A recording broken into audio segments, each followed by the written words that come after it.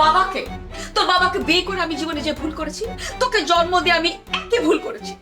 তোদের কারণে কত বড় সাহস মানুষের কাছে আমাকে অপমানিত হয়, যা তা কথা শুনতে হয়। আমার কারণে তোমাকে অনেক অপমানিত হয়। আচ্ছা, আমি যদি বেঁচেই না থাকি তাহলে তার অপমান হতে হবে। মরে যাবি? মরে যাবি? মর। তোর মতন ছেলের আসলে মরাই উচিত। যে ছেলে 3 বছরের প্রেম ভুলতে পারে না, ভালোবাসা ভুলতে পারে না, তার আসলে মরে যাওয়াই উচিত। তোকে এত দিন ধরে আমি পাললাম, আমি মানুষ করলাম, কত কষ্ট করে, সেগুলি তোর কিচ্ছু মনে নেই? যা মর। ছোট কারণে তোর বাবাকে ছেড়ে এসেছি। স্কুলের চাকরি, বাসায় বসে কোচিং করিনি আমি তোর জন্য। কত কষ্ট করে আমি তোকে মানুষ করেছি, সেসব ভালোবাসার কোনো মূল্য তোর কাছে নেই? যা, যা মর, মর, মর। একটা মেয়ের জন্য মার ভালোবাসার কোনো মূল্য তোর কাছে নেই। তুই বুঝিস তোকে আমি কত কষ্ট করে মানুষ করেছি? আমার জীবনটা আমি ত্যাগ করেছি শুধু তোর জন্য। কোনোদিন নিজের সুখ থাকতে দেখিনি, শুধু তোরটা দেখেছি।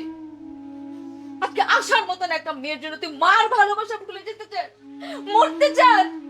যা মর, মর।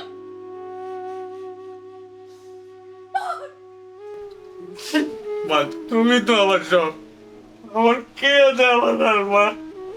কিন্তু মা, আমি কি করবো? আমি তো বলতে পারি না মা, আমি বলতে পারি না। আমি বুঝি, তুই বলতে পারিস না। তুই কি মনে করিস আমি তোর কষ্ট বুঝি না? তোর কষ্ট বুঝি বলে তো আমি আজকে আশাদের বাসায় গেছি। আশার মা যা ইচ্ছে তাই বলে অপমান করে আমাকে বাসা থেকে বের করে দিয়েছে। তোমাকে অপমান করেছে? আমি তো শেষ করব, ছাড়ব না। খবরদার কিছু করবি না, কোথাও যাবি না। তুই এখানে থাক, এখানেই থাকবি। একটা জিনিস সবচেয়ে ভালো হয় বাবা, তুই আশাকে ভুলে যা। আশাকে তুই ভুলে যা, সেটা সবচেয়ে ভালো হবে। একটা কথা মনে রেখিস, জন্ম মৃত্যু বিয়ে সব আল্লাহ পাকের হাতে। আশা যদি সত্যি তোকে ভালোবাসে বাবা, দেখবি তোর কাছে ফেরত আসবে। তুই কিচ্ছু করবি না, কোথাও যাবি না বাবা।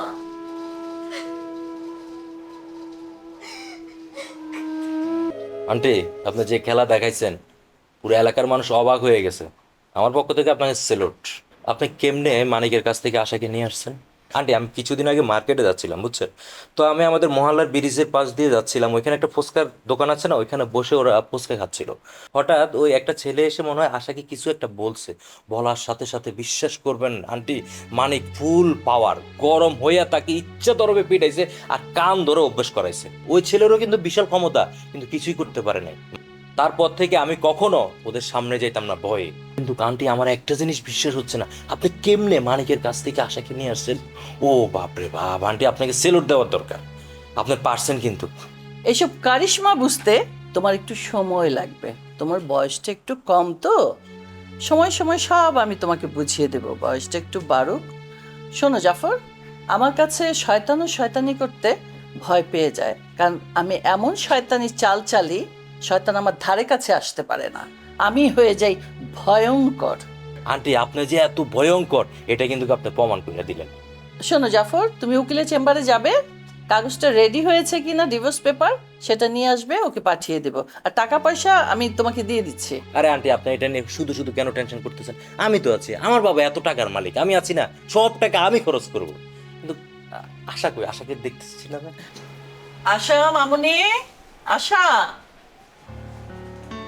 কি ব্যাপার, কেমন আছো? এই তো আছে, তোমার কি অবস্থা? চলছে আর কি। শোনো বাবা, আশার মনটা ভালো নেই, তুমি ওকে নিয়ে একটু বাইরে থেকে ঘুরে এসো। যাওয়ার আগে উকিলের চেম্বারে যাবে, সেখান থেকে সব কাগজপত্র রেডি করে ওকে কিছু খাইয়ে নিয়ে এসো, ওর মনটা ভালো হয়ে যাবে। ঠিক আছে আন্টি, আপনি চিন্তা করবেন না। চলো আশা, যা। রেডি আছো তো? হ্যাঁ, চল। উঠে দাও না। আসো।